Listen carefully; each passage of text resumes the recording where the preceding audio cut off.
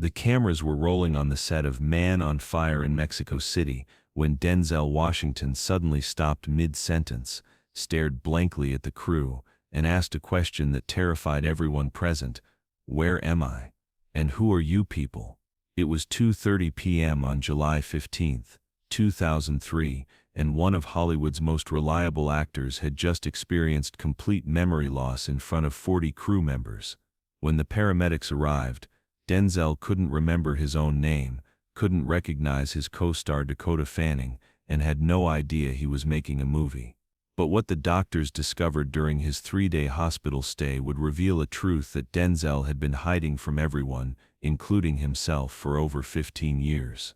The collapse that should have ended his career instead became the wake-up call that saved his life and transformed him from a successful actor into a complete human being. The man who had spent decades portraying strength on screen was about to learn that true strength meant admitting weakness, and that the most important performance of his life would be the one where he finally stopped acting and started living. We've all been there, pushing ourselves past every reasonable limit, telling ourselves that success requires sacrifice, that we can handle anything, that rest is weakness and vulnerability is failure. That grinding moment when our bodies and minds finally say enough, but we've been running on empty for so long that we don't even recognize the warning signs. That's exactly where Denzel Washington found himself in the summer of 2003. But this wasn't just about one actor's burnout. This was about the universal American obsession with productivity over health, achievement over well-being, and the dangerous belief that admitting limits means admitting defeat. In 2003, Denzel was at the absolute peak of his career. Training Day had earned him an Oscar, John Q had proven his box office power, and Antwone Fisher had established him as a director. He was working 18-hour days, juggling multiple projects, and maintaining the image of invincibility that Hollywood demanded. What he didn't realize was that success without sustainability is just delayed failure, that strength without self-awareness is actually weakness, and that the body keeps score even when the mind refuses to acknowledge the cost. The collapse in Mexico City wasn't just a medical emergency, it was a reckoning 15 years in the making. What happened in the ambulance on the way to the hospital would become the first clue to just how serious Denzel's condition really was. As the paramedics worked to stabilize Denzel during the 15-minute ride to Hospital Angeles del Pedregal, something extraordinary and frightening occurred. Denzel began speaking in different voices, not the controlled professional voice modulation of an actor, but the confused, disconnected fragments of someone whose mind was cycling through different personalities and memories without any organizing principle. "I need to get to Mount Vernon," he said in his childhood voice. "My mama's expecting me for dinner." Then moments later, in the deeper tones he had used for Malcolm X, "By any means necessary. The ballot or the bullet." Then switching to Alonzo from Training Day, "King Kong ain't got nothing on me." The paramedic, Maria Santos, later told reporters that it was like listening to 15 different people trapped in one body, all trying to speak at once. "It wasn't acting," she said. "It was like his mind had shattered into all the roles he had ever played, and he couldn't find himself among all those characters." Dr. Eduardo Ramirez, the emergency room physician who treated Denzel, had never seen anything quite like it. A complete psychological and physical breakdown that seemed to be the result of decades of accumulated stress, sleep deprivation, and emotional exhaustion. But it was what the brain scans revealed that shocked even the most experienced neurologists in Mexico City. When Dr. Ramirez ordered a comprehensive brain scan, he expected to find evidence of a stroke, a brain tumor, or some other acute medical condition that could explain Denzel's complete memory loss and personality fragmentation. What he found instead was something that would change how doctors understood the relationship between chronic stress and brain function. Denzel's brain scans showed patterns consistent with severe chronic sleep deprivation, but with a twist that medical literature had only theoretical descriptions for his prefrontal cortex, the area responsible for executive function, decision-making, and personality integration. was showing activity levels normally associated with someone in the advanced stages of dementia. But Mr. Washington is only 48 years old, Dr. Ramirez said to his colleague, Dr. Patricia Valdez, a neuropsychologist who had been called in to consult on the case. Age is irrelevant when you look at this level of systematic self-destruction, Dr. Valdez replied. This man has been operating in survival mode for so long that his brain has forgotten how to function normally. He's been living in a constant state of fight or flight for probably 15 years. The most disturbing finding was that Denzel's brain was producing stress hormones at levels typically seen in soldiers with severe PTSD or prisoners of war. But Denzel wasn't a soldier or a prisoner. He was one of the most successful actors in the world, living what appeared to be a dream life. When Denzel finally regained consciousness 18 hours later,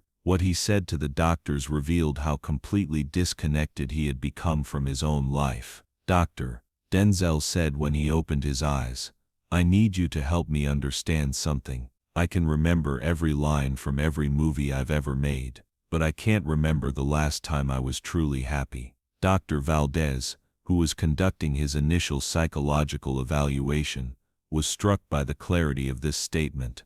What do you mean by truly happy, Mr. Washington? I mean the last time I woke up excited about my life, instead of just prepared for my responsibilities. I can remember being excited about specific roles, specific projects, specific achievements, but I can't remember the last time I was excited about just being Denzel Washington, not the actor, not the star, not the brand, just the person. This conversation led to a revelation that would transform Denzel's entire approach to life and career. For over 15 years, he had been so focused on maintaining his success, on living up to expectations, on being the Denzel Washington that everyone else needed him to be, that he had completely lost touch with who he actually was when no one was watching. I realized, Denzel later said in interviews, that I had become very good at playing the role of Denzel Washington, but I had forgotten how to actually be Denzel Washington.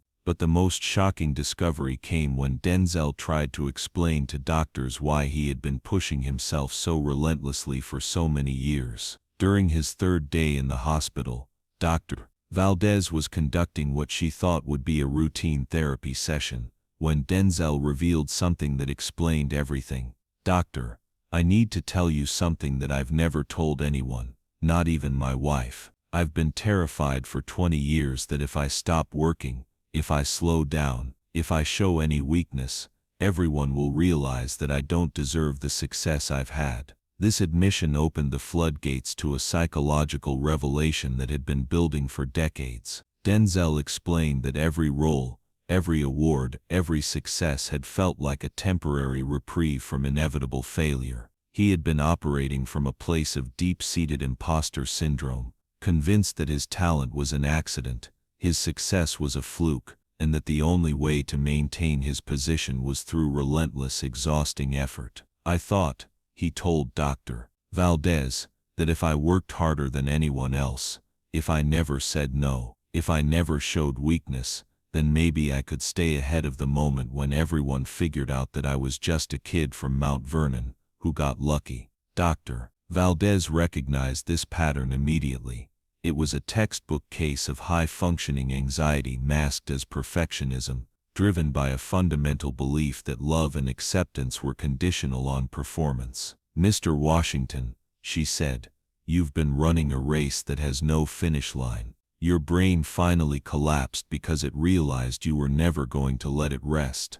But the real test of whether Denzel could change came when the studio executives arrived at the hospital with a plan to cover up his collapse. On his fourth day in the hospital, 3 executives from 20th Century Fox arrived with a team of lawyers, publicists, and crisis management specialists. Their message was clear.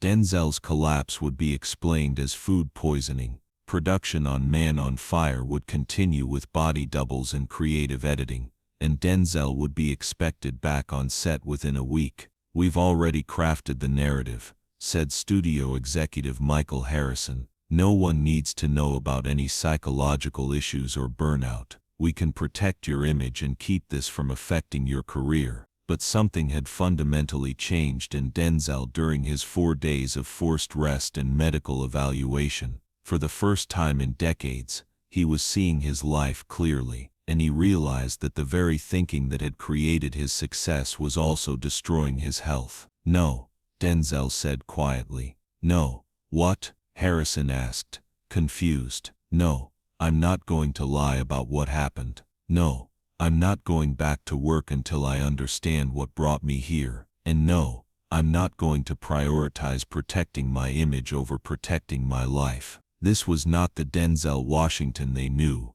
the professional, accommodating, never cause problems actor who had built his reputation on reliability and professionalism. "Denzel," said his agent, who had flown in from Los Angeles, "think about what you're saying. This could damage your career permanently." "My career almost killed me," Denzel replied. "Maybe it's time to damage it a little bit to save my life." What happened next would shock Hollywood and create a new model for how successful people could maintain their health while building their careers. Instead of returning to work after a week, Denzel made a decision that sent shockwaves through the entertainment industry. He took a complete hiatus from acting for 6 months, not to recover from the collapse, but to fundamentally restructure his relationship with work, success, and his own identity. He spent those 6 months in therapy, not just addressing the immediate crisis, but examining the patterns of thinking and behavior that had led to his breakdown. He worked with Dr. Valdez via video sessions,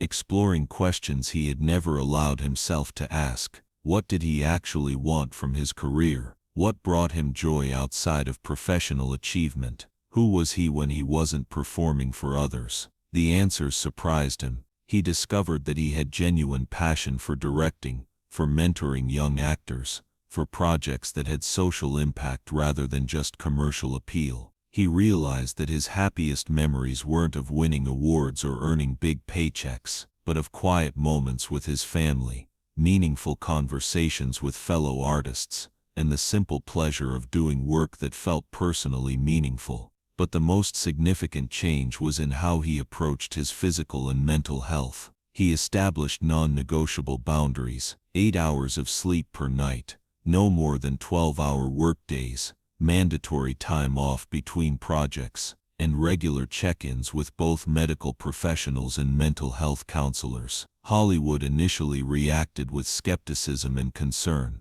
Many industry insiders predicted that Denzel's insistence on work-life balance would hurt his career, that studios would view him as high maintenance or unreliable. But what happened when Denzel returned to work proved that sustainability and success weren't mutually exclusive. When Denzel finally returned to complete Man on Fire in early 2004, something remarkable had happened. He was a better actor than he had ever been before. The rest and self-reflection hadn't diminished his talent, they had enhanced it. He was more present, more emotionally available, more creative, and paradoxically more productive during his limited working hours than he had been during his previous 18-hour days. Director Tony Scott noticed the change immediately. It was like working with a completely different person who happened to look exactly like Denzel Washington. He was calmer, more collaborative, more open to direction, but also more decisive and confident in his choices. He had found some kind of center that made everything else flow better. The film's success proved that Denzel's new approach didn't hurt his commercial appeal. Man on Fire earned over $130 million worldwide, and critics praised Denzel's performance as one of his most nuanced and powerful. But more importantly, Denzel had discovered something that would influence the rest of his career, that doing less but doing it with full presence and engagement was more effective than doing more while operating in a state of chronic exhaustion and anxiety. This revelation led to some of the most successful and fulfilling projects of his career: Inside Man, 2006, American Gangster, 2007, and The Great Debaters, 2007 were all made under his new working philosophy, and all were critical and commercial successes. Then came 2010, and the moment that proved Denzel's transformation was complete, and that it had created something even more valuable than career success. 7 years after his collapse, Denzel was on the set of Unstoppable, when a young crew member, James Patterson, approached him during a break. James was clearly struggling. He looked exhausted, stressed and overwhelmed by the demands of his job as an assistant director. "Mr. Washington," James said, "I'm sorry to bother you, but I wanted to ask, how do you do it? How do you handle the pressure of this industry without burning out?" Instead of giving a quick inspirational answer, Denzel stopped what he was doing and really looked at the young man. He saw himself at 25, driven, ambitious, and heading toward the same cliff that had almost destroyed him. "James," Denzel said, "let me tell you something that took me 20 years in a hospital stay to learn. Success that cost you your health isn't success. It's a slow-motion suicide. Come sit with me for a minute." What happened next became legendary among the crew. Denzel spent 30 minutes talking with James about sustainable work practices, about the importance of setting boundaries, about the difference between being productive and being busy. He shared his own story of collapse and recovery, something he rarely discussed publicly. But more than that, Denzel began incorporating these conversations into his regular practice. On every subsequent film set, he made it a point to identify young crew members or actors who seemed to be struggling with the same patterns that had nearly destroyed him, and he intervened early. This informal mentorship became so impactful that it eventually evolved into something much bigger than anyone expected. By 2015, Denzel's approach to sustainable success had become a model that other high-profile actors began adopting. Will Smith, Samuel L. Jackson, and Morgan Freeman all started implementing similar boundaries and practices in their own careers, often citing Denzel's transformation as inspiration. But the real impact was on the younger generation. Actors like Michael B. Jordan, John David Washington, Denzel's son, and Lupita Nyong'o all spoke publicly about learning from Denzel's example. Not just his acting techniques, but his approach to maintaining sanity and health in a demanding industry. In 2016, Denzel formalized this mentorship by establishing the Sustainable Success Workshop, a program he conducted at various acting schools and industry events, teaching young performers how to build lasting careers without sacrificing their well-being. The workshop's core message was simple but revolutionary. Your career should enhance your life, not replace it. Success means having the energy and health to enjoy what you've worked for. But perhaps the most powerful validation of Denzel's transformation came in 2020, when the entire world was forced to confront the same choice he had faced 17 years earlier. When the COVID-19 pandemic shut down Hollywood and forced everyone into isolation, the entertainment industry experienced a collective version of what Denzel had gone through in 2003, a complete stop that forced people to examine their relationship with work, productivity, and success. Many actors and industry professionals struggled with the sudden lack of constant activity, but Denzel found himself uniquely equipped to handle the enforced slowdown. The skills he had developed after his collapse, mindfulness, boundary setting, finding value in rest and reflection, made him a source of guidance for colleagues who were experiencing their own reckonings with work-life balance. During virtual interviews and industry panels throughout 2020, Denzel repeatedly shared the lessons he had learned from his breakdown. Sometimes the world forces you to stop so you can remember why you started. Sometimes the best thing that can happen to your career is being forced to step away from it long enough to remember who you are without it. His approach to the pandemic year proved the sustainability of his post-collapse philosophy. While many in Hollywood struggled with anxiety, depression, and career uncertainty during the shutdown, Denzel used the time for family, personal projects, and preparation for future work that aligned with his values rather than just his ambitions. In 2022, nearly 20 years after his collapse, Denzel revealed the most important thing he had learned from his breakdown, and it wasn't what anyone expected. During a keynote speech at the American Film Institute, Denzel was asked what he considered his greatest professional achievement. The audience expected him to mention his Oscars, his box office successes, or his directorial work. Instead, his answer surprised everyone. "My greatest professional achievement was learning how to fail better. That collapse in Mexico City taught me that there are two kinds of failure. The failure that destroys you and the failure that instructs you. For the first 20 years of my career, I was terrified of any kind of failure. After my breakdown, I learned that the right kind of failure, the kind that forces you to examine your assumptions and change your approach, is actually a form of success." He continued, "I spent decades trying to be invulnerable, thinking that was strength. But real strength is being vulnerable enough to admit when something isn't working and courageous enough to change it. My collapse wasn't my weakness being exposed. It was my strength, finally showing up to save my life." This philosophy had influenced not just his own career, but his approach to raising his children and mentoring other actors. John David Washington later said that his father's breakdown was one of the most valuable things that happened to their family. It taught all of us that success without sustainability is just delayed disaster, and that taking care of yourself isn't selfish, it's strategic.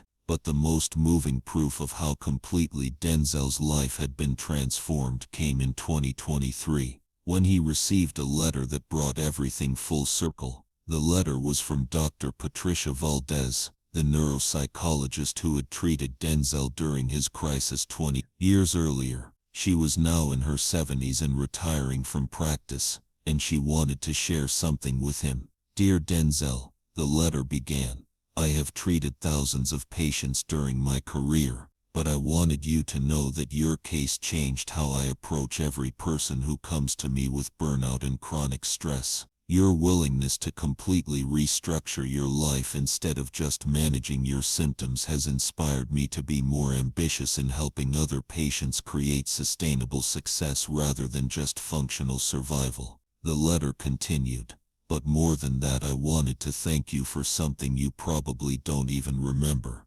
During our sessions you asked me how I maintained my own work-life balance as a doctor. That conversation led me to examine my own patterns, and I realized I was heading toward my own version of what you had experienced. Your example helped me avoid my own collapse and create a more sustainable practice that allowed me to help people without destroying myself." The letter concluded, "Your breakdown saved not just your life but mine, and through both of us, the lives of many others. That's what I call a successful recovery." When Denzel read that letter, he realized that his collapse in Mexico City hadn't just changed his life. It had started a ripple effect of health and sustainability that had touched hundreds of lives over 2 decades. Today, 21 years after his collapse, Denzel Washington represents something unique in Hollywood, an actor who achieved sustainable success by learning to fail intelligently.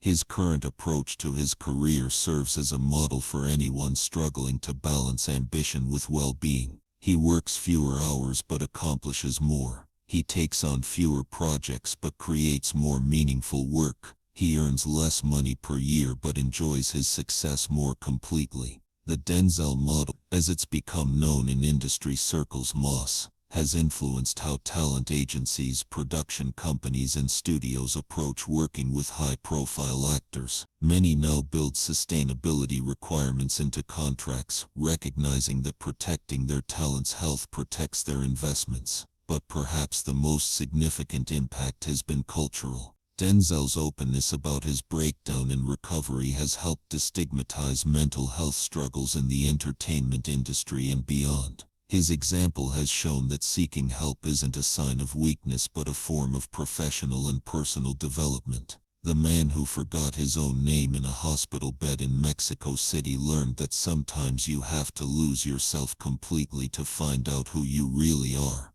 Denzel Washington's collapse and recovery teach us something profound about the relationship between success and sustainability. Sometimes the most successful thing you can do is admit that your current definition of success is killing you. Sometimes the strongest thing you can do is acknowledge your limits. Sometimes the most professional thing you can do is prioritize your humanity over your productivity. His story reminds us that burnout isn't a badge of honors. It's a warning sign that we're trading our lives for our livings. That real strength isn't the ability to endure anything but the wisdom to know what's worth enduring and what needs to change. The actor who built his career on portraying strength discovered that true strength meant being vulnerable enough to admit weakness, smart enough to ask for help, and courageous enough to completely restructure his life around health rather than just achievement. And maybe that's the most important lesson of all, that the goal isn't to avoid failure but to fail forward, to let our breakdowns become breakthroughs,